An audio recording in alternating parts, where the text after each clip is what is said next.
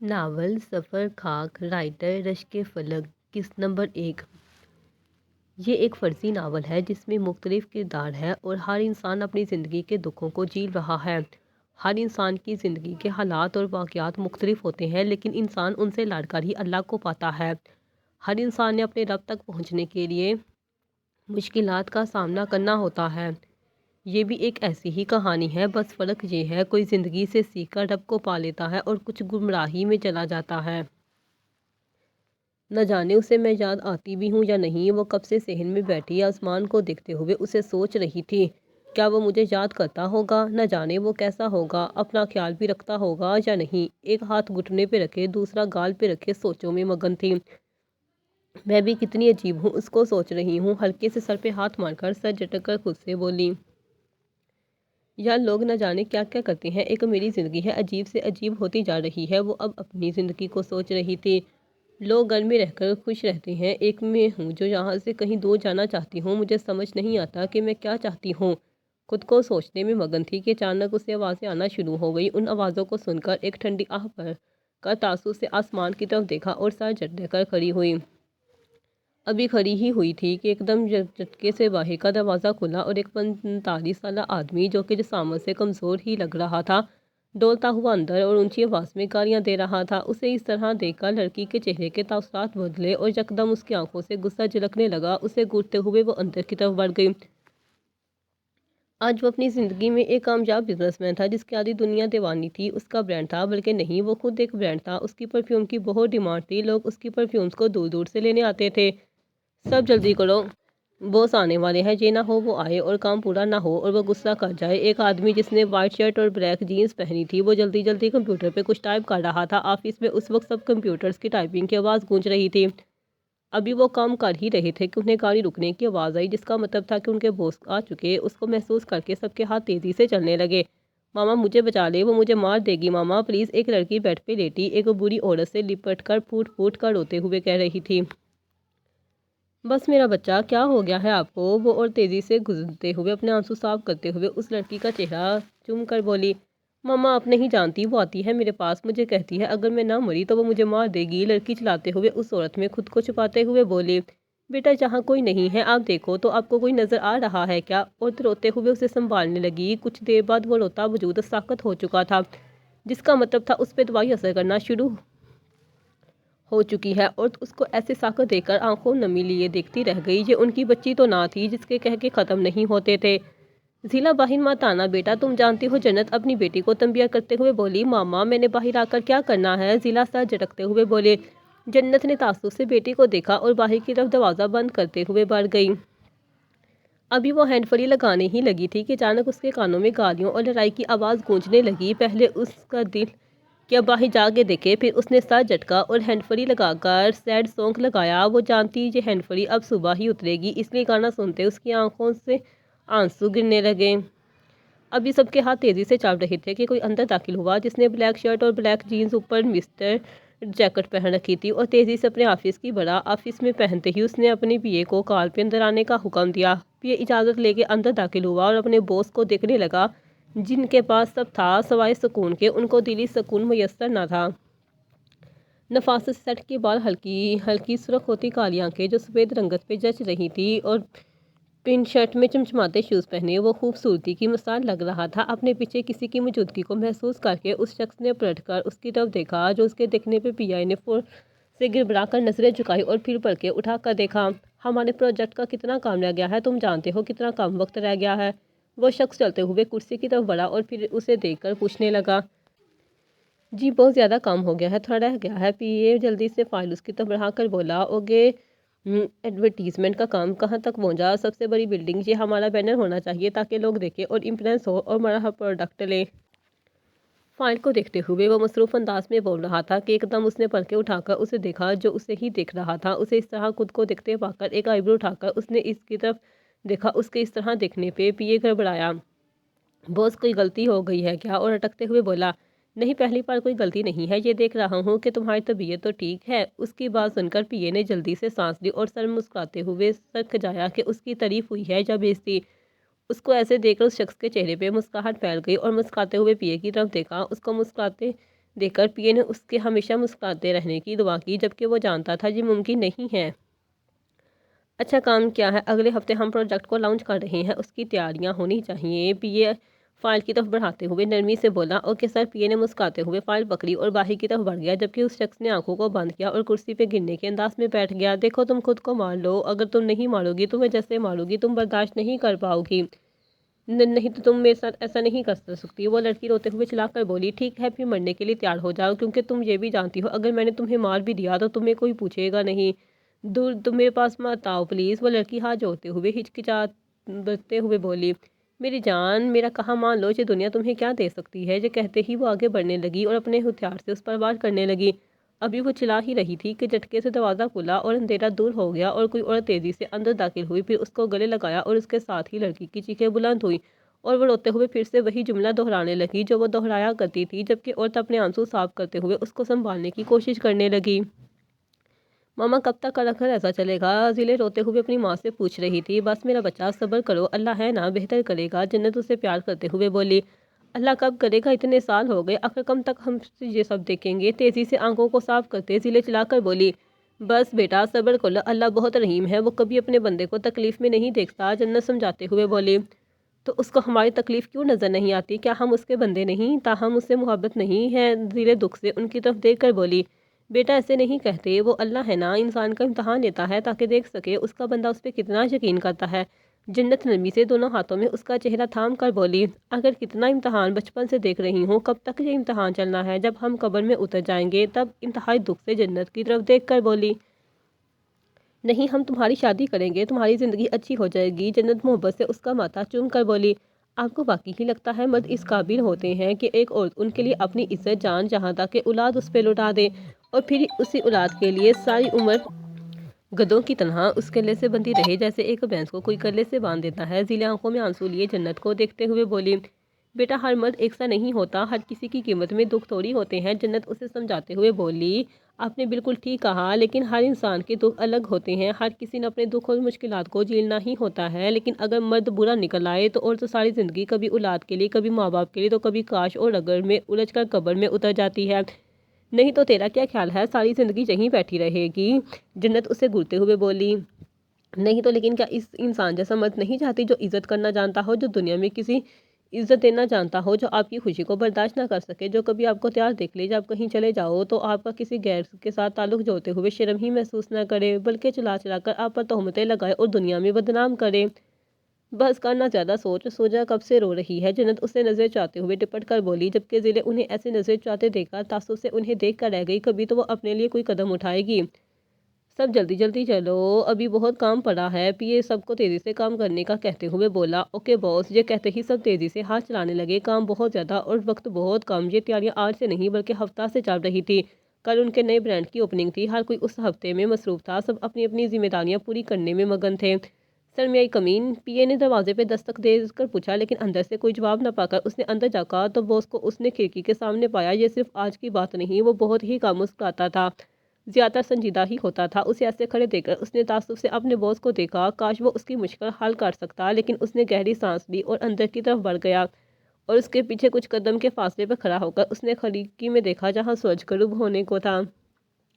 سر پی نے اپنے باس کو پکارا، لیکن پھر بھی وہ اس کی طرف متوجہ نہیں ہوا۔ باس اب کی طرح اونچا بولا اور اس کے اس طرح بولنے پہ اس شخص نے پیچھے مڑ کر دیکھا اور پھر اس کی طرف دیکھا۔ ہاں بولو وکاس۔ اپنی سرخ کالی آنکھوں کو اٹھا کر اسے دیکھ کر بولا، سر جی کام تمام ہونے کو ہے اور شام بھی ہونے والی ہے، ایک بار کام کو دیکھ لے۔ وکاس عاجزی سے بولا، وکاس تم سب دیکھ لو اور ٹائم پہ گھر چلے جانا، میری فکر نہ کرنا۔ اس کو کہہ کر وہ شخص پھر سے کھڑکی سے باہر دیکھنے لگا جہاں کم ہوتی روشنی اسے اپنے اندر کی طرح محسوس ہو رہی تھی۔ یوں لگ رہا تھا جیسے جیسے یہ اندھیرا بڑھتا جائے گا اس سے ہی اس کا اندر بھی ویران ہو جائے گا، جس میں کبھی روشنی نہیں ہوگی۔ کبھی کبھی ہوتا ہے نا، انسان اندھیرے کو دیکھتا ہے تو اسے یوں محسوس ہوتا ہے جیسے یہ اندھیرا اس کی اندر کی کیفیت کو بیان کر رہا ہو، یا کبھی ڈوبتے سورج کو دیکھے تو ہمیں یوں لگتا ہے کہ آہستہ آہستہ یہ اندھیرا ہماری روح میں اتر جائے گا، اس ڈوبتے ہوئے سورج کی طرح ہم بھی کسی دن ایسے ہی ڈل جائیں گے۔ اسے بھی یہ اندھیرے اپنی روح میں اترتے محسوس ہو رہے تھے، لیکن وہ کر بھی کیا سکتا تھا؟ وہ اس ملک میں تنہا تھا جہاں وہ کمانے کے لیے آیا تھا، آج وہ کامیاب تھا لیکن سکون نہ تھا۔ آج وہ ہر چیز خرید سکتا تھا سوائے اس کے جو کر چکا تھا، کاش نہ کرتا تو آج اسے سانس لینا خود پہ یا دنیا پہ بوجھ نہ لگ رہا ہوتا۔ یہ سوچتے ہی اس نے زور سے آنکھیں بند کی اور جب کھولی تو رات ڈل چکی تھی۔ نہ جانے کتنے گھنٹے گزر چکے تھے، نہ جانے ایسے کئی گھنٹے وہ ایسے ہی گزار چکا تھا۔ تب سکون تھا لیکن اب نہیں تھا۔ یار تجھے کیا لگتا ہے وہ تجھ سے پیار کرتا ہے؟ لائبہ اس کی طرف دیکھ کر بولی۔ ہاں یار وہ مجھ سے بہت پیار کرتا ہے، ہم ایک دن شادی کر کے بہت دور گھومنے جائیں گے، ضلع مسکراتے ہوئے اس کو بتاتے ہوئے بولی۔ بس ہمیں یہ بھول جا، دعا ساتھ آتے ہوئے اس کمر پہ تھپڑ مار کر بولی۔ لو جی تمہارے بغیر تو میری زندگی کچھ بھی نہیں، تم لوگوں کو تو اسپیشل بلاؤ گی، ضلع ان کا ہاتھ تھام کر محبت سے بولی۔ بالکل ہمارے بغیر شادی کیسے ہوگی؟ لائبہ مسکراتے ہوئے بولی۔ آہو جی جیسے تمہاری شادی جب گاؤں میں ہوگی تو تم چھت پہ چڑھ کر ہم سے بات کیا کرو گی کیونکہ سگنل تو آنے نہیں، ضلع ہنستے ہوئے اس کی طرف دیکھ کر بولی، جبکہ اس کی بات سن کر لائبہ کا قہقہ لگا۔ دفعہ ہو جاؤ، جا رہی ہوں میں، دعا ضلع کی کمر پہ تھپڑ مار کر بولی۔ کالج میں دھوپ میں گھاس پہ بیٹھی وہ تینوں کب سے باتوں میں مگن تھی۔ یہ تیرا بندہ توبہ کیا کرے گا بیچارہ، جہاں مرا کرے گی وہیں ڈین پڑ جائے گا، ضلع ہنستے ہوئے دعا کو دیکھ کر بولی۔ ہاں بکواس کم کیا کرو، ضلع کی کمر ایک اور تھپڑ مارتے ہوئے بولی۔ ہائے او کندھا توڑ دیا دیکھ لائبہ مارا، ضلع مصنوعی رونے کی ایکٹنگ کرتے ہوئے بولی۔ باز آ دعا ایسے نہ کر، لائبہ دعا کو گھٹ کر بولی۔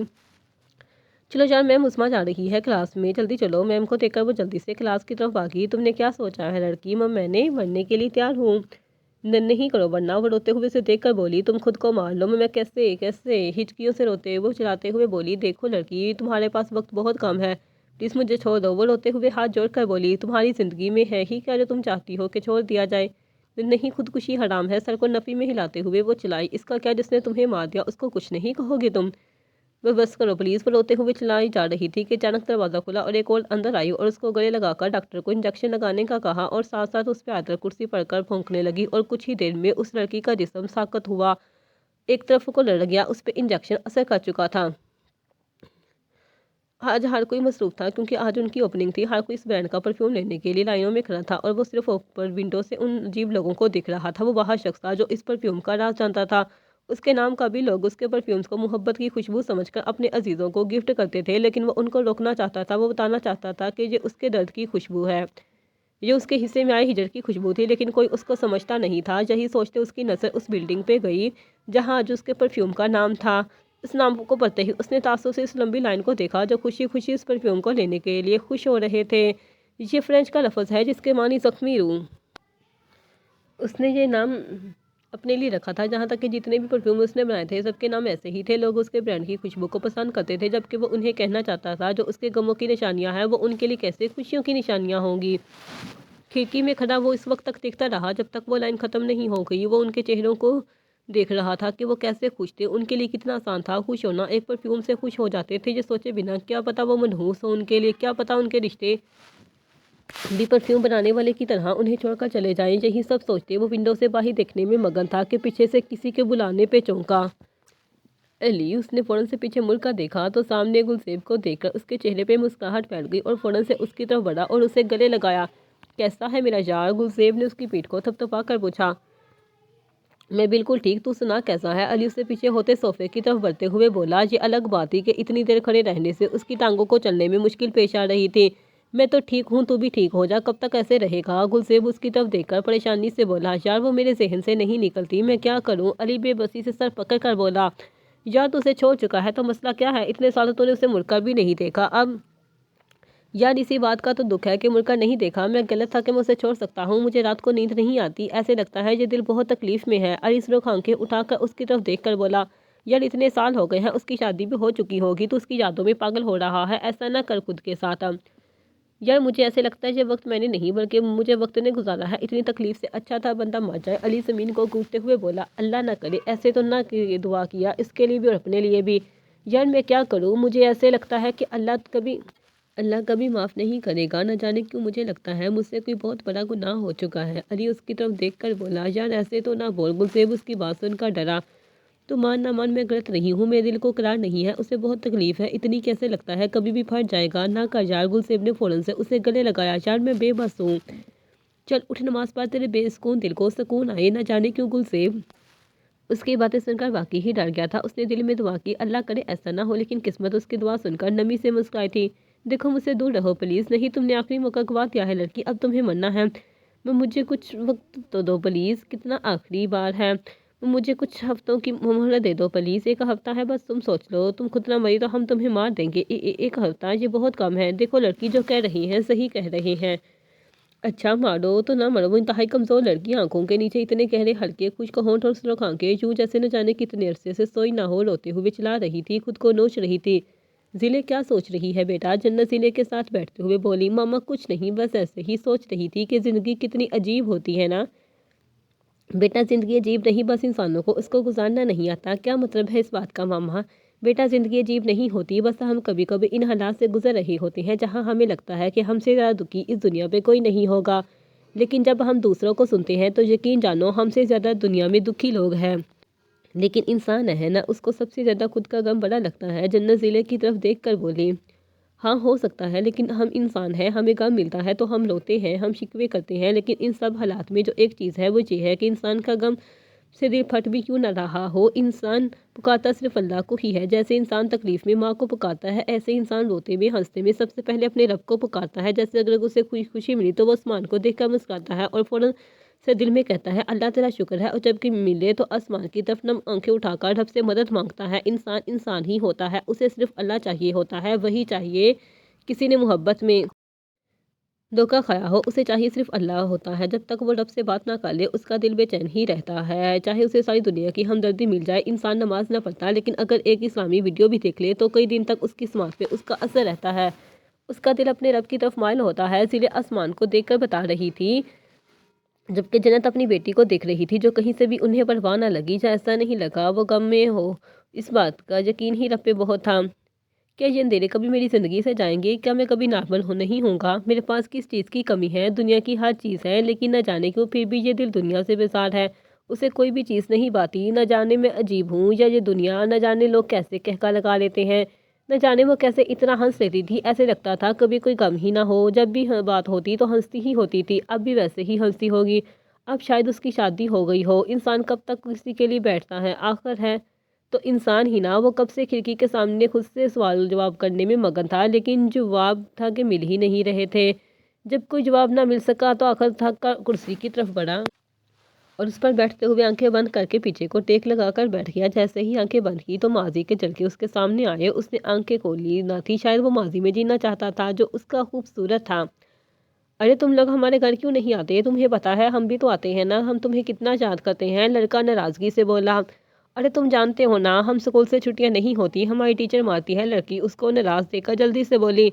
हम भी तो छुट्टियां करते हैं, हम भी तो आती हैं ना, हमारी टीचर तो नहीं मारती। अरे तुम गवर्नमेंट स्कूल में पढ़ती हो ना, तुम्हारी टीचर तुम्हें कुछ नहीं कहती। हम प्राइवेट में पढ़ते हैं, पता है मैडम बहुत मारती है, अगर हम छुट्टियां करें छुट्टी नहीं करने देती। वो लड़की माथे पर हाथ मारकर उसको समझाते हुए बोली। ऐसे नहीं होता, समझ आई, हमसे कोई लड़ाई करे तो हम उसको मारते हैं। वो लड़का फिर से नाराजगी से बोला। अरे तुम लड़के हो ना, तुम मारते हो तो हम तो लड़कियों के स्कूल में पढ़ते हैं, हमारे में कौन सा लड़के होते हैं, और वैसे भी लड़ाई का नाम बुरी बात होती है, तुम्हें इतना नहीं बताया तुम्हारी टीचर ने? लड़की खुफगी से उसकी तरफ देख कर बोली। पता है, एक तो तुम हमारे घर नहीं आती और ऊपर से उस तरफ हर वक्त अपना रूप जाती रहती हो। लड़का उसकी तरफ देखते हुए बोला। लो जी, ये भी कोई बात है करने की? एक तो तुम गलत बात करो और मैं तुम्हें सही भी ना बताऊं। लड़की मुंह फैलाते हुए पैर पटकते हुए दूसरी तरफ मुड़ गई। लो अब कहाँ जा रही हो, बात तो सुनो। लड़का चिल्लाते हुए उसके पीछे भागा। देखो मुझे रजिस्टर खेलना नहीं आता, तुम मुझे सिखा दोगे? हाँ हाँ क्यों नहीं, मैं सिखाऊंगा। लड़का रैकेट को हाथ में थामते हुए जल्दी से उसकी तरफ बढ़ते हुआ बोला। देखो तुमने रैकेट ऐसे पकड़ना और फिर इस शटर को मारना है। लड़के ने हाथ बुलंद करके एक हाथ से रैकेट और दूसरे से शटर को पकड़ा और उसके पीछे जोर से मारा तो शटर हवा में उड़ी और उस शटर पे ही लड़की की नज़र पे थी। देखो तुमने अपने इस रैकेट को हाथ समझना है और इस शटर को बाल जैसे बाल कैच करते हैं वैसे ही, लड़का उस समझाते हुए बोला। और फिर बहुत मेहनतों के बाद और कोशिशों के बाद आकर लड़की को कहना आ ही गया। इसी तरह के बहुत से माजी की यादें उसकी आंखों के सामने आ रही थी। यकदम उसने आंख खोली, उसकी आंखें जो सुर्ख हो चुकी थी उनको मसलते हुए वो साथ झटकते हुए उठा, क्योंकि रात गहरी हो रही थी, और अपनी जैकेट उठाते हुए एक बाजू पर रखी, दूसरे से अपना लैपटॉप उठाया और बाहर की तरफ बढ़ गया। यकीन अब रात भी इसी तरह गुजारनी थी, और ठंडी आह भरते हुए गाड़ी में बैठा और गाड़ी तेजी से आगे बढ़ी। मामा मेरी बात को यकीन क्यों नहीं मानती? क्या आपको लगता है मैं गलत हूँ? वो मुझे मार देगी। सफ़ेद सूट में आंखों के नीचे गहरे हल्के लिए वो लड़की आंखों में आंसू लिए अपनी माँ से भी पलट कर रोते हुए कह रही थी। बेटा ऐसा कुछ नहीं है, मैं तुम्हें मरने नहीं दूंगी, मेरा यकीन करो। अपनी बेटी को इस तरह रोते देखकर वो औरत रोते हुए अपने आंसू को साफ करते हुए अपनी बेटी को समझा रही थी। नहीं मामा आप नहीं जानती, वो मुझे मार देगी, मैं आपको कहीं नहीं मिलूंगी। सर को नफी نہیں لاتے, لڑکی چلاتے ہوئے بولی, جبکہ عورت نے بے بسی سے اسے دیکھا. یہ وہ تھی جس کی کبھی ہنسی ختم نہیں ہوئی تھی. آج اس کی یہ حالت تھی. آنکھوں میں آنسو لیے اسے تعصب سے دیکھ کر رہ گئی. یار مجھے ایسا لگتا ہے دعا کرنا اس بادشاہ پہ ویسا گاؤن گفٹ کرنا چاہیے. ضلع ایک لڑکی کی طرف اشارہ کرتے ہوئے بولی جس کے نیچے گولڈن اور اوپر بلیک تھا اور اس پہ گولڈن ہی نگ لگے تھے جو برقع کم اور فیشن زیادہ لگ رہا تھا. ہاں بالکل, دعا کو یہی گفٹ کریں گے, کتنا مزہ آئے گا. لائبہ ضلع کے ہاتھ پہ ہاتھ مار کر بولی. بکواس نہ کرو, میں تمہیں ویسا کروں گی. دعا ضلع کی کمر پہ تھپڑ مار کر ایک لڑکی کی طرف اشارہ کر کے بولی جس کا کالا برقع پہنا تھا اور درمیان سے اوپن تھا. اس کی بازو بر بازو تھی اور ان پہ سرور کام تھا. توبہ توبہ, میں تو کبھی نہ سنوں ایسا برقع. ضلع کانوں کو ہاتھ لگا کر بولی. یار تو ایک بات تو بتا. لائبہ دعا کی طرف دیکھ کر بولی. ہاں بول. دعا بھی اس کی طرف متوجہ ہوئی. میں بتاؤں, لائبہ سوچ رہی ہے کہ تم اپنے بندے کے ساتھ کیسے رہے گی. ضلع جلدی سے بولی. مطلب. دعا نے حیرانی سے انہیں دیکھا. یار تو اتنا مارتی ہے, قسم سے اس نے بیٹھ سے ہی نہیں اٹھنا کرنا. یہ کہتے ضلع الٹی طرف بھاگی. جیسے ہی دعا کو سمجھ آئی وہ بھی اس کے ساتھ بھاگنا شروع ہو گئی, جبکہ لائبہ کا ہنس ہنس کر برا حال تھا. کافی دیر اسی طرح کھیلنے کے بعد وہ کینٹین کی طرف بڑھ گئی. ارے بیٹا تم یہاں کیا کر رہی ہو. بڑے آدمی نے ایک نظر سنسان قبرستان کو دیکھا جس کو دیکھ کر ہی انہیں خوف محسوس ہوا, اور پھر اس لڑکی کی طرف جو کالا سوٹ پہنے کالی ہی چادر اوڑھے ایک طرف قبر کی طرف بڑھ رہی تھی اور ان کی بات سن کر رکی تھی. میں, لڑکی ہچکچاتے ہوئے بولی. ہاں بیٹا آپ ہی, بوڑھے نے نرمی سے کہا, اور لڑکی کے کپڑے دودھ سے لپٹے ہوئے تھے اور چہرہ یوں تھا کئی دن سے دھویا نہ ہو. مجھے اس نے بلایا ہے. لڑکی قبر کی طرف اشارہ کر کے بولی. کس نے بیٹا, وہاں تو کوئی نہیں ہے. بوڑھے بابا نے ہر طرف نظر گھمائی اور خوف سے لڑکی کی طرف دیکھا. بابا, اس نے لڑکی ہچکچا کر دوبارہ اشارہ کیا. اب گھر جاؤ بیٹا, ایسے شام کو باہر نہیں گھومتے. بابا اسے نصیحت کرتے ہوئے بولے. میں اس سے مل لوں. لڑکی نے معصومیت سے پوچھا. بیٹا کل صبح ملے نا, اب گھر جاؤ. بابا اسے پھر سے سمجھاتے ہوئے بولے. نہیں میں نہیں جاؤں گی. لڑکی نے ڈرتے ہوئے اسے قدم پیچھے لیے جیسے وہ اسے گھر سے لے جائے گی. اچھا کچھ دیر تک چلی جانا. بابا اس کے سر پہ ہاتھ رکھتے ہوئے آگے بڑھ گئے اور وہ لڑکی قبر کی طرف چلتی گئی, جبکہ دور کہیں مغرب کی آوازیں گونج رہی تھیں. آج وہ دادو ساتھ اپنی پھپھو کی طرف جا رہی تھی. وہ بہت خوش تھی. کبھی کبھار ہی ایسے موقع آتے تھے کہ وہ ایسے جاتی تھی. راستے سے گزر کر اس نے ہر ایک سین امیجن کر لیا تھا کہ وہ اپنی کزنوں سے ملے گی تو وہ کیسے خوش ہوگی, اگر پھپھو سے ملے گی تو کتنا پیار ملے گا, وہاں کیا کیا کھائے گی. ہر چیز خوشی اس کے چہرے سے عیاں ہو رہی تھی. اس کو چھٹی ہی نہیں ملتی تھی ورنہ وہ کہیں جاتی تھی. جیسے ہی وہ پہنچے تو اس لڑکی نے اس گھر کو غور سے دیکھا جو بڑا سالا تھا اور اس پہ بچوں اور مہرون کو فوراً کھڑا رنگ تھا اور اس کا گیٹ ہلکے جامنی کا تھا. جیسے ہی ان کی گاڑی اندر داخل ہوئی تو سامنے صحن میں دوم ایک بڑا اور ایک بڑی بیٹی باتیں کر رہی تھی جو یقیناً اس کی پھپھو کے ساس سسر تھے. ان کو آتے دیکھ کر وہ فوراً کھڑے ہوئے اور ان کی طرف بڑھے. بوڑھی عورت نے اس سے فوراً دادی سے ملی, جبکہ وہ لڑکی اپنے کزنوں اور پھپھو سے ملنے کی جلدی تھی, لیکن وہ تھے کہ آ ہی نہیں رہے تھے. پھپھو کی ساس نے اس کے گال پہ پیار کیا تو دادی تو وہیں بیٹھ گئی, جبکہ وہ سارے کمروں میں گھوم کر پھپھو کو ڈھونڈ رہی تھی. جب کہیں نہ ملی تو تھک کر دادی کے ساتھ چپک کر بیٹھ گئی. اسے اداس دیکھ کر دادی نے اس کی طرف دیکھا اور اس کا ماتھا چوما اور ان سے اپنی بیٹی اور نواسوں کو پوچھنے لگی. شاہدہ کہاں ہے. آمنہ بیگم آخر پوچھ ہی لیا. ارے وہ بچوں کے اسکول گئی ہے, آج ان کا رزلٹ تھا. نسیم بیگم آمنہ کو جواب دیتے ہوئے بولی. اچھا. آمنہ نے ان کی بات سن کر اسبات میں سر ہلایا, جبکہ اس بچی کا چہرہ لٹک گیا. امی, بچی کب سے دادی کو بلا رہی تھی جو نہ جانے کون سی باتیں کر رہی تھی. ارے بچے آپ اسکول کیوں نہیں چلی جاتی, یہ ساتھ والی گلی میں ہے. ان کی بات سن کر بچی کا چہرہ چمک سا گیا. امی میں جاؤں. بچی جلدی سے اپنی دادی کی طرف دیکھ کر معصومیت سے دادی کی طرف دیکھ کر بولی. جا میرا بچہ. دادی اس کا ماتھا چومتے ہوئے محبت سے بولی. یاہو. بچی بھی جلدی سے ان کا گال چوم کر باہر کی طرف بھاگی. ارے دھیان سے. دادی ہنستے ہوئے بولی. اوکے. بچی وہیں سے چلائی اور گیٹ سے باہر نکل گئی. یہ بچے بنا آمنہ بیگم کہتے ہی سر جھٹک کر باتوں میں مصروف ہو چکی تھی. ایک بڑا سا گراؤنڈ تھا جہاں پہ ٹینٹ لگائے گئے تھے اور اس میں زیادہ کرسیاں پڑی تھی. بچی نے پہلے ساری چیزوں کو دیکھا اور پھر اپنی کزنوں اور پھپھو کو دیکھنے کے لیے نظر دوڑائی, لیکن کافی دیر دیکھنے کے بعد اسے کوئی نظر نہیں آیا تو وہ تھوڑا آگے آ گئی. فروزی شرٹ پہنے اور ان کے نیچے نیوی بلو جینس پہنے, بالوں کی 2 پونیاں ڈالے اور نیچے شوز پہنے وہ بچی نظر لگ جانے کی حد تک خوبصورت لگ رہی تھی کہ اچانک اس کی آنکھیں چمکی. اس کی کالی آنکھوں جیسے روشنی پھوٹی اور وہ مسکراتے ہوئے آگے بڑھی اور پھپھو کے پاس پہنچی اور شاہدہ نے اس کو دیکھ کر مسکراتے ہوئے اسے گلے لگایا. ارے میری بچی کس کے ساتھ آئی ہے. شاہدہ اس بچی کا ماتھا چومتے ہوئے بولی. امی ساتھ آئی ہوں. بچی معصومیت سے ماتھے سے بال ہٹاتے ہوئے بولی. امی آئی ہے. شاہدہ خوشی سے بولی. ہاں. بچی نے اسبات میں سر ہلا کر اسٹیج کی طرف دیکھا جہاں اس کی کزن کا نام پکارا جا رہا تھا. بچی نے حیرانی سے ان کی طرف دیکھا جہاں بچوں کو کبھی جیومیٹری, کبھی پین, کبھی وائلٹ, اس طرح کی چیزیں بچوں کو گفٹ میں دے رہی تھی, جبکہ اسکول میں صرف ٹرافی دیتے تھے. اس لیے اس نے ٹرافی کو ڈھونڈنے کے لیے نظر دوڑائی تو اسے کہیں نظر نہیں آئی, یعنی جہاں ٹرافی گفٹ میں نہیں دیتے تھے بلکہ جہاں صرف اسی طرح کے گفٹ ملتے تھے. ابھی وہ سوچ ہی رہی تھی کہ کنزا اور مناہر خوشی سے اس کی طرف بڑھی اور اسے اپنے گفٹ دکھانے لگی. اس کو دیکھ کر بچی کے چہرے پہ گہری مسکراہٹ پھیل گئی اور وہ خوشی سے ان کے گلے لگ گئی. اتنے میں پھپھو بھی آ چکی تھی تو سب گھر کی طرف بڑھے۔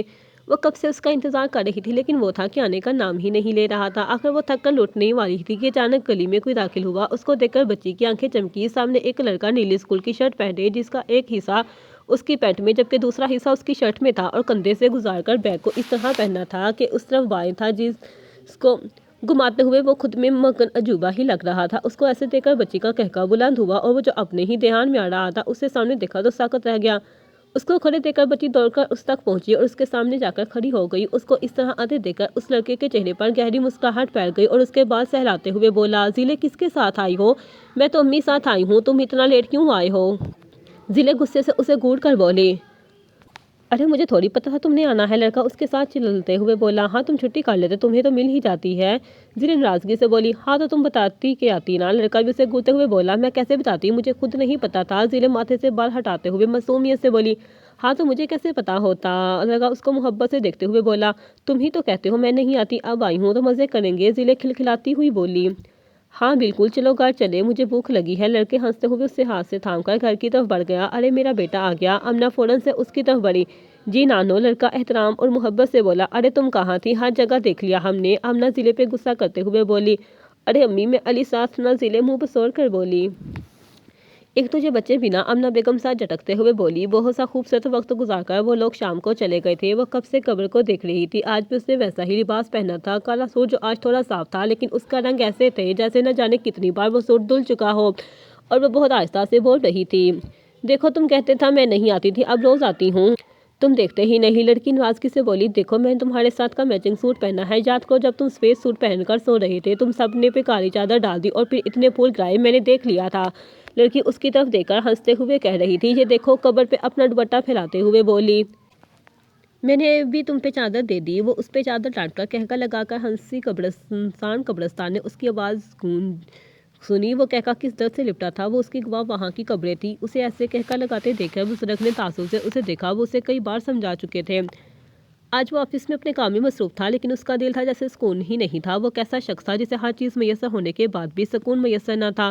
ان سب کو سوچتے اس نے کام کو چھوڑ کر کرسی سے ٹیک لگائی اور پھر آنکھیں بند کر کے بیٹھ گیا۔ ابھی آنکھیں بند ہی کی تھی کہ اس کے کانوں میں کئی آواز گونجی اور وہ ماضی میں کھو گیا۔ ماضی یہ ایک خوبصورت خاندان تھا جس میں سب سے بڑی آمنہ بیگم تھی، ان کے شوہر جو کہ نعمان تھے، ان کے 3 بیٹے اور 4 بیٹیاں تھیں۔ سب سے بڑا بیٹا فرمان تھا جن کی ایک ہی بیٹی تھی، ان کی بیگم کا نام جنت تھا۔ دوسرا بیٹا عمران تھا اور سب سے چھوٹا بیٹا ارباز تھا۔ بیٹوں میں شاید وہ دوسرے نمبر پہ تھی اور اس کے بعد راشدہ دی اور عمران سے چھوٹی فاطمہ تھی اور سب سے چھوٹی جو کہ ارباز سے چھوٹی تھی اس کا نام علینا تھا۔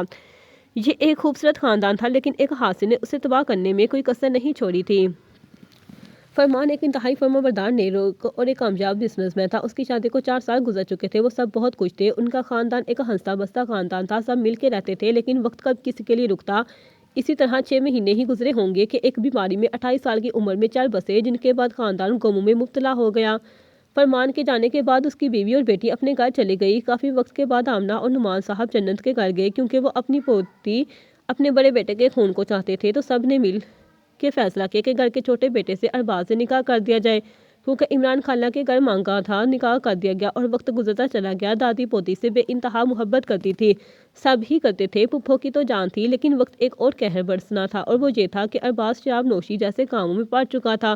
وہ روز پی کے آ جاتا، اسے بہت سمجھایا، یہاں تک کہ اسے مارا بھی لیکن وہ باز نہ آیا۔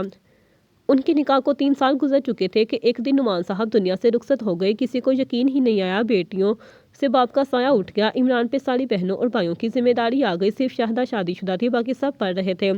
زندگی اسی طرح گزر رہی تھی۔ وقت تیزی سے گزرتا گیا، بچے بڑے ہونے لگے۔ فاطمہ راشدہ کی بھی شادی ہو چکی تھی اور عمران کی بھی۔ سب کی زندگی سے الجھنوں سے نمٹتے ہوئے اپنی اپنی زندگی گزار رہے تھے۔ اللہ نے ارباز کو پہلے تو کئی سال اولاد سے محروم رکھا، انہوں نے کوئی جگہ نہ چھوڑی جہاں مانگا نہ ہو۔ پھر اللہ نے 3 بیٹوں سے نوازا۔ پہلے والا 10 سال چھوٹا تھا جبکہ باقی کوئی 11 سال تو کوئی 13 سال ایسے تھے، جن میں بڑے کا نام حارث، معاذ اور معیز تھے۔ شاہدہ کے 5 بچے تھے جن میں کنزہ، مناہل، علی اور عاطف تھا۔ سب سے بڑا علی تھا اور اس کے بعد کنزہ اور عاطف جڑواں تھے جبکہ مناہل چھوٹی تھی۔ سب ہنسی خوشی رہتے تھے۔ علی آواز پہ اس نے آنکھیں کھول کر سامنے دیکھا تو وہاں گلزیب کو کھڑے پایا جو نہ جانے کب سے اسے دیکھ رہا تھا۔ اس کی سرخ آنکھیں دیکھ کر گلزیب نے تڑپ کر اسے گلے لگایا۔ یار تو کیوں کرتا ہے ایسے؟ تجھے ذرا احساس نہیں اپنا؟ گلزیب انتہائی تکلیف سے بولا۔ میں بے بس ہوں۔ علی انتہائی بے بسی اور تکلیف سے بولا۔ یار تو اسے بول کیوں نہیں جاتا؟ گلزیب نے اس کی طرف دیکھ کر فکر سے پوچھا۔ کاش اسے بولنا اتنا آسان ہوتا، علی اپنی آنکھوں کی نمی کو چھپاتے ہوئے بولا۔ تو اس سے مل کیوں نہیں آتا؟ اسے معافی مانگ لے، وہ معاف کر دیں گی، وہ تجھ سے بہت محبت کرتی تھی۔ گلزیب اس کا ہاتھ تھام کر بولا۔ کیا تمہیں واقعی ہی لگتا ہے کہ وہ مجھے معاف کر دیں گی؟ اس کا یقین دیکھ کر علی نے ہاتھ سے اس سے پوچھا، جبکہ گلزیب کو سمجھ نہیں آئی وہ اس سے پوچھنا چاہ رہا ہے یا خود سے پوچھا جا رہا ہے۔ ہاں بالکل، غلطی کی معافی مل جاتی ہے، گلزیب اس کی آنکھوں میں دیکھ کر بولا۔ یہی تو بات ہے، غلطیوں کی معافی ہوتی ہے، گناہوں کی نہیں۔ علی اسے ہاتھ چھڑواتے ہوئے ونڈو کی طرف بڑھا۔ دیکھو، زندگی میں سکون چاہتے ہو تو اس سے مل لو۔ گلزیب نے گہری سانس لی اور اس کے کندھے پہ ہاتھ رکھ کر بولا۔ کیا وہ مجھے مل جائے گی؟ علی نے کھڑکی کے پار اندھیرے میں دیکھتے ہوئے پوچھا۔ ہاں کیوں نہیں ملے گی؟ عورت کا دل بہت نازک ہوتا ہے، وہ تیری حالت دیکھتے ہی معاف کر دے گی۔ گلزیب یقین سے بولا۔ نہ یار، عورت کے انتقام سے ڈرنا چاہیے، کیونکہ جب وہ اپنی آئی پہ آتی ہے تو تباہیاں ہی لاتی ہے۔ علی نے خود میں اندھیرے کو جذب کرتے جواب دیا۔ ہاں ہو سکتا ہے۔ گلزیب اس کے جواب پہ اس بات میں سر ہلایا۔ ہاں مجھے وہاں جانے کے لیے بہت ہمت چاہیے ہوگی۔ علی نے کھڑکی پہ ہاتھ ایسے پھیرا جیسے اندھیرے کو چھونا چاہتا ہو، وہ اندھیرا جو اس کی روح تک اتر چکا تھا۔ میں ہوں نا تیرے ساتھ، تو فکر ہی نہ کر، گلزیب اسے تسلی دیتے ہوئے بولا۔ زیبی تجھے پتہ ہے چھوڑنا بہت آسان ہوتا ہے کسی بھی رشتے کو، لیکن جب انہی راستوں سے واپس جانا پڑے تو راستہ کٹھن ہو جاتا ہے، جیسے ایک عورت کے لیے شوہر کو چھوڑ کر اپنے گھر جانا، کیونکہ اس کی سوچ میں ہر انسان ہوتا ہے، ماں باپ، خاندان، معاشرہ، وہ سب کو دیکھتی جہاں تک کہ اولاد کو بھی، اور پھر اس انجام پہ پہنچتی۔ ایسے ہی وہ رستہ ہے جہاں مجھے ہر چیز کو دیکھنا ہے۔ علی کھڑکی سے ٹیک لگاتے ہوئے بولا۔ کوئی نہیں، واپسی کا سفر کسی کے لیے بھی آسان نہیں ہوتا، انسان کو ہی دیکھ لو، وہ جانتا ہے اس نے واپس جانا ہے، یہ دنیا فانی ہے، لیکن پھر بھی کتنا ڈرتا ہے، کتنی تکلیف محسوس کرتا ہے کسی اپنے کے جانے پہ۔ گلزیب علی کو سمجھاتے ہوئے بولا۔ مجھے وقت چاہیے اس سفر کے لیے، ہمت چاہیے۔ علی دوبارہ سے اندھیرے کو دیکھتے ہوئے بولا۔ مجھے پورا یقین ہے تم یہ کر لو گے، باقی پیچھے کی فکر نہ کرنا، تیرا یار تیرے ساتھ ہے۔ گلزیب اسے تسلی دیتے ہوئے اس کے گلے لگا، جبکہ اس کی محبت دیکھ کر علی کے چہرے پہ مسکراہٹ پھیل گئی۔ ارے ہم سب کھیلیں گے، ضلع چلاتے ہوئے بولی۔ ہاں لیکن گیم کے اصول بنائیں گے، علی بھی آگے آتے ہوئے بولا۔ بالکل، کون بنائے گا؟ کنزا ان کے پاس آتے ہوئے بولی۔ میں بناؤں گا، علی اس کی طرف دیکھ کر بولا۔ اوکے، سب نے اس کی بات میں سر اسبات میں ہلایا۔ پہلا اصول یہ ہے کہ سب کے پاس اچھے گیندیں ہوں گی، یعنی ایک اوور میں اس میں کوئی آؤٹ نہیں ہوگا، علی ان کی طرف دیکھ کر بولا۔ اوکے، سب نے اونچی آواز میں بچوں کی طرح اوکے بولا۔ ان کو دیکھ کر علی کے چہرے پہ گہری مسکراہٹ چھا گئی۔ دوسرا، گیند کا ٹھپانا درمیان میں لگے اور گیند تیز نہیں ہونی چاہیے زیادہ، علی لڑکیوں کی طرف اشارہ کر کے بولا۔ اوکے جناب، ضلع کہتے ہوئے اس کے سامنے آئیے، اپنی اپنی ٹیم کا کیپٹن چنو، علی ان سب کو کہتے ہوئے بولا۔ ہمارا کیپٹن علی ہے، گلزیب علی کی طرف اشارہ کر کے بولا۔ اوکے، کنزا بھی آگے آتے ہوئے بولی۔ تو ہماری کیپٹن ضلع ہے، حارث آگے آتے ہوئے بولا۔ ٹھیک ہے کیپٹن، اپنے ٹیم ممبرز چنو، علی ضلع کے سامنے آتے ہوئے بولا۔ میری ٹیم میں حارث، کنزا، عاطف اور معز ہے، ضلع اس کے ہاتھ پہ ہاتھ مار کر بولی۔ اوکے، تو میری ٹیم میں گلزیب، معاذ، مناہل، جہاں زیب ہے، علی بھی ضلع کے ہاتھ پہ ہاتھ مار کر بولا۔ اوکے چلو پھر ٹاس کرو، ضلع اس کے سکہ تھماتے ہوئے بولی۔ اوکے، یہ کہتے ہی علی نے سکہ ہوا میں اچھالا تو سب کی نظر سکے پہ تھی، جیسے ہی واپس آیا علی اس کی طرف بڑھا، وہ ٹاس جیت چکا تھا، لیکن ضلع کی خوشی کے لیے ٹاس کو اٹھاتے ہوئے جیب میں ڈال کر بولا۔ تم جیت گئے ہو، چلو پہلی تمہاری باری ہے، علی ضلع کو بیٹ تھماتے ہوئے بولا۔ وہاں چلو سب، ضلع خوشی سے آگے بڑھی، اس خوشی کو دیکھ کر علی بھی مسکراتے ہوئے اس کے پیچھے بڑھ گیا۔ یار یہ کیا ہو رہا ہے؟ ضلع اسکور نہ ہوتے دیکھ کر چلائی، ہم کوشش تو کر رہے ہیں، کنزا کندھ چکا کر بولی۔ ابھی تو صرف ہمارے 25 اسکور ہوئے ہیں، یہ اسکور تو وہ 2 منٹ میں کر لے گا، ضلع ان کو گورتے ہوئے علی کی طرف اشارہ کر کے بولی۔ ہم کوشش کر رہے ہیں، لیکن یہ بھی تم جانتی ہو اس سے جتنا مشکل ہے، عاطف آگے آتے ہوئے بولا۔ اس کی فکر نہ تم کرو، ضلع دونوں ہاتھوں کو جاڑتی ہوئی علی کی طرف مسکراتی ہوئی نظروں سے دیکھ کر بولی۔ ہاں تمہارا بائی کو چٹ کرنے کا ارادہ ہے، عاطف اس کی طرف دیکھ کر مانی خیزی سے بولا۔ ہاں بالکل صحیح کہا، ہمارا دماغ نہیں ہمارے کرتوت ملتے ہیں، ضلع عاطف کے ہاتھ پر ہاتھ مار کر کھلکھلائے، جب انہیں اس طرح دیکھ کر علی جل کر راکھ ہو چکا تھا، اسے کہاں گوارا تھا کہ ضلع کے ساتھ کوئی ایسے رہے۔ تم دونوں کا کھیلنے کا ارادہ ہے بھی یا نہیں؟ علی ان کی طرف آتے ہوئے دانت پیس کر بولا۔ اس کی بات سن کر دونوں نے چونک کر اسے دیکھا جو سرخ چہرہ لیے ان کو گھور رہا تھا۔ بالکل ارادہ ہے، بلکہ اور بھی بہت کچھ کرنے کا، عاطف مانی خیزی سے علی کی طرف بولتے ہوئے پیچھے کو مڑ گیا، جبکہ علی نے نہ سمجھی سے ضلع کو گھورا۔ کیا مطلب تھا اس کا؟ علی عاطف کی پیٹھ کو گھور کر بولا۔ ارے کچھ نہیں، وہ تو ایسے ہی بول رہا تھا، ضلع نے تھوک نکلتے ہوئے اسے کہا، اور عاطف کے پیچھے باقی، جبکہ علی کمر پہ دونوں ہاتھ رکھے انہیں گھور کر رہ گیا۔ ارے میں اپنے بچے کو اتنا یاد کر رہی تھی، صبح ہی تمہاری ماں کو فون کیا تھا، میرے علی کو بھیج دو، آمنہ بیگم علی کا ماتھا چومتے ہوئے بولی۔ نانو آپ بلائیں، ہم نہ آئیں کیسا ہو سکتا ہے؟ علی ان کے ہاتھوں پہ بوسہ دیتے ہوئے بولا۔ ہاں اور کیا، میرا دل نہیں لگتا میرے علی اور زیبی کے بنا، آمنہ بیگم محبت سے بولی۔ تو آپ بلا لیا کریں، کیسی ہیں آپ نانو؟ मैं बिल्कुल ठीक मेरा बच्चा, तुम सुनाओ मामा बाबा कैसे हैं और घर में सब? अमना उससे घर वालों का पूछते हुए बोली, सब ठीक है, आप सुनाओ अब तबीयत कैसी रहती है? अली मुहब्बत से उनका हाथ थाम कर बोला, मैं बिल्कुल ठीक हूँ, बाकी हमारी बीमारियाँ ज़िंदगी का हिस्सा है, कभी ठीक कभी ख़राब, तुम जानते ही हो तबीयत को। आमना बेगम ठंडी आह भरते हुए बोली, जी नानो। अरे जा मेरा बेटा, मामी खाने का कह रही थी, जाके खाना खा ले। आमना अली की गाल पे हाथ रखकर मुहब्बत से बोली, नानो आपने नहीं खाना? अरे मेरा बच्चा, मैं तो कब का खा लिया, तुझे पता है तो बीमारियों का, और मुझे दवाई लेनी होती है। ओके नानो, ये कहते ही बाहर की तरफ बढ़ गया। तुम जहाँ कैसे? जिले अली को देख कर बोली, अरे मैं तो तुम्हारे पीछे आया हूँ। अली उसके साथ आते ही दीवार से टेक लगा कर बोला, मैं तो ईशा को लेने आई थी। जिले उसे बताते हुए बोली, लेकिन मैं तुम्हारे लिए आया हूँ। अली उसकी तरफ देखकर बोला, अच्छा। उसकी बात सुनकर जिले का दिल जोर से धड़का। उसने अली की तरफ देखा, हाँ देखो कितना प्यारा मौसम है। अली बात को बदलते हुए बोला, हाँ देखो रात कितनी खूबसूरत है और कितनी प्यारी हवा चल रही है। जिले भी दोनों बाजू को लिपेटते हुए बोली, हाँ खूबसूरत तो है, लेकिन इसकी वजह से क्योंकि तुम इस रात का हिस्सा हो, पहले तो कभी नहीं लगी। अली मोहब्बत से उसकी तरफ देखकर बोला, ऐसी भी बात नहीं है। अब जिले उसे देखते हुए बोली, अच्छा मुझे क्यों ऐसा लग रहा है? फिर वो देखो चांद भी निकल आया। अली आसमान की तरफ इशारा करते हुए बोला, जहाँ कभी बादल थे और कभी चांद। अच्छा अब निकला है मेरा चांद, तो मेरे पास है, मुझे इस चांद की जरूरत नहीं रही। जिले आसमान की तरफ देखकर बोली, जबकि अली उसकी बात सुनकर उसकी तरफ गया। ओह अच्छा। जिले मुस्कुराते हुए से छेड़ कर बोला, जी बिल्कुल। जिले हंसते हुए बोली। उसके साथ ही अली का कहका बुलंद हुआ। जिले अभी वो बात आगे करते कि इससे पहले ही ईशा की पीछे से आवाज आई, और उसकी आवाज सुनकर जिले बिजली के झटके की तरह मुड़ी और फौरन से उसकी तरफ बढ़ गई जहाँ चाची और ईशा खड़ी थी। जबकि उन्हें देखकर अली दूसरी सीढ़ियों से जल्दी से नीचे की तरफ भागा। बेटी तुम जहाँ ना आया करो, आज फिर मौलवी साहब उसे समझा रहे थे। बाबा वो मुझे बुलाता है। काला सूट पहने काली चादर ओढ़े लड़की चेहरा झुकाते हुए बोली, बेटा इस वक्त ना आया करो। मौलवी ने एक और कोशिश की। बाबा इसे अंधेरे से डर लगता है, वो जिन्नों से डरता था। लड़की हंसते हुए बोली, बेटा आपको डर नहीं लगता? मौलवी उसकी तरफ देखकर बोला, बाबा आपको एक बात बताऊं? उसकी लड़की इधर उधर देखकर राज के अंदाज में बोली, हाँ बताओ। मौलवी ने भी उसकी आंखों में चमक देखकर पूछा। एक दफा ये सो रहा था डेरे पे, रात को बकरी का बच्चा उसकी रजाई में घुस गया और ये डरते हुए सब छोड़कर घर भाग गया। वो लड़की कहका लगाते हुए बता रही थी, जबकि उसके कह के गूंज कब्रिस्तान में महसूस किए। मौलवी ने नजरें चुराई। बेटा उससे डरो नहीं लगता, दिन में आया करो। बाबा आसमान पे छाते अंधेरे को देखकर बोले, मैं आपसे बात नहीं करूंगी। वो लड़की गुस्से से बोली। बेटा मौलवी अभी बोल ही रहा था कि उसकी बात को काटते हुए लड़की बोली, नहीं बात करूंगी, आप बुरे हो, मुझे से मिलने नहीं देते। वो लड़की चलाते हुए कब्र की तरफ बढ़ गई और उस कब्र के पास बैठकर बातें करते हुए ऊंची ऊंची कहका लगाने लगी। उसे ऐसे देखकर मौलवी ने तासुब से देखा और फिर सर झटकते हुए मस्जिद की तरफ बढ़ गया। मुझे कब सुकून खुशियां रास आएगी? ये अंधेरे कब मेरी जिंदगी से जाएंगे? आखिर आखिर कब मैं अपने दिल को मुतमईन करूंगा? आज फिर वो खिड़की के अंधेरे को देखते हुए खुद से सवाल जवाब में मुब्तला था। सर सेक्रेटरी उसे कब से आवाजें दे रहा था, जो खुद में मगन था। सर सर 3-4 आवाजों के बाद आखिर उसने ऊंची आवाज में पुकारा। हाँ यकदम चुनकर उसकी तरफ देखा। सर रात बहुत हो चुका है, अपने घर नहीं जाना? सेक्रेटरी इंतहाई फिक्रमंदी से पूछ रहा था। शायद उसको अपने बॉस की सुरख आंखें परेशान कर रही थी। वकास तुम यहाँ क्या कर रहे हो? सर कुछ काम था बस। वकास नजरें चुराते हुए बोला, मेरी फिक्र मत करो वकास, दुआ करो मेरी अजियत कम हो जाए। अली सुरख आंखों को उठाकर उसकी तरफ देखकर बोला, जबकि उसकी सुरख आंखें देखकर वकास का दिल दुखा। जी सर आप घर चले जाएंगे, देखिए कितना टाइम हो गया है। वकास फिक्र से उसका ध्यान घड़ी की तरफ करवाते हुए बोला, तुम चले जाओ, कितनी बार बोला है जल्दी जाया करो। अली घड़ी पे 8 बजते देखकर वकास को घूर कर बोला, बस सर काम था। वकास नजर चुराते हुए बोला, ऐसा कौन सा काम था वकास? ना तो हमारा नया प्रोडक्ट आ रहा है आजकल और ना ही कोई और प्रोजेक्ट पे काम हो रहा है, तुम जानते हो। अली वकास को घूरते हुए बोला।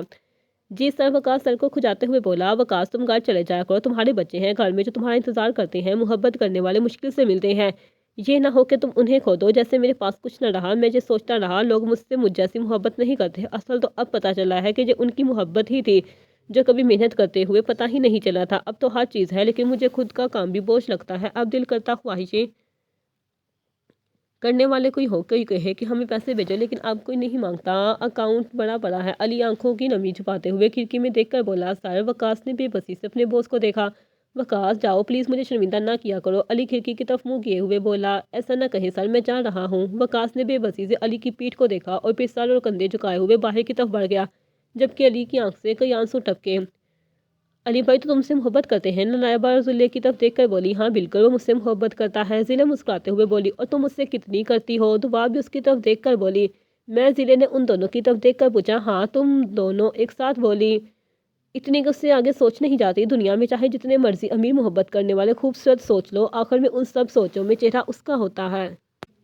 जिले चमकती आंखों से उसकी तरफ देखकर बोली, अल्लाह तुम्हारे नसीब में उसे लिख दे। लाइबा सच्चे दिल से बोली, आमीन। जिले और दुआ दोनों बोली, वैसे कब आ रहा है तुम्हारा अली? दुआ उसे छेड़ते हुए बोली, कह रहा था अगले हफ्ते आएगा। जिले उसका जवाब देते हुए बोली, अच्छा जी फिर तो तुम्हारी ईद हो जाएगी। लाइबा उसे छेड़ते हुए बोली, हाँ भाई चांद आ रहा है। जिले का दुआ भी छेड़ते हुए बोली, बिल्कुल छुट्टी करूंगी मैं। जिले वालों को पीछे झटके हुए बोली, करके तो दिखा जरा। दुआ घूर कर बोली, लो जी अभी तुम तो की नहीं, मेरी लड़ाई पहले शुरू हो गई। जिले हंसते हुए बोली, भाई को बोलते शाम को आए। दुआ जिले को कहते हुए बोली, तुम भी कभी हमारे भाई को लिफ्ट करवा दिया करो। जिले दुआ को छेड़ते हुए बोली, लाइबा को आंख मारकर बोली, मैं क्यों करवाऊं, पीछे पड़ जाएगा। दुआ नाक को चढ़ाते हुए बोली, हाँ भाई तुम सही हो, एक हम है जिनके पीछे कोई नहीं पड़ता। जिले कहका लगाते हुए बोली, लो जी अली भाई कहाँ गए। लाइबा जिले की बाजू पे थप्पड़ मारकर बोली, वो तो यहाँ है। जिले दिल पे हाथ रखते हुए बोली, और शर्म तो नहीं आती। दुआ उसकी कमर पे थप्पड़ मारकर बोली, ना आई थी मैंने भगा दी, ये कहकर के मेरे पास ना आया करो। जिले खिलखिलाते हुए बोली, ना भगाती तो आज कुछ तो होती। दुआ मुंह बनाते हुए बोली, लो जी अब वो हमें ये बात कह रही है जिन्होंने खुद बीच का पतीसा खा लिया था। ये कहते ही जिले दुआ से दूर भागी और दुआ उसके पीछे, जबकि लाइबा हंस हंस कर दोहरी हो गई और किस्मत उनकी दोस्ती की सलामती दुआ करते हुए नमी से मुस्कुराई जारी है।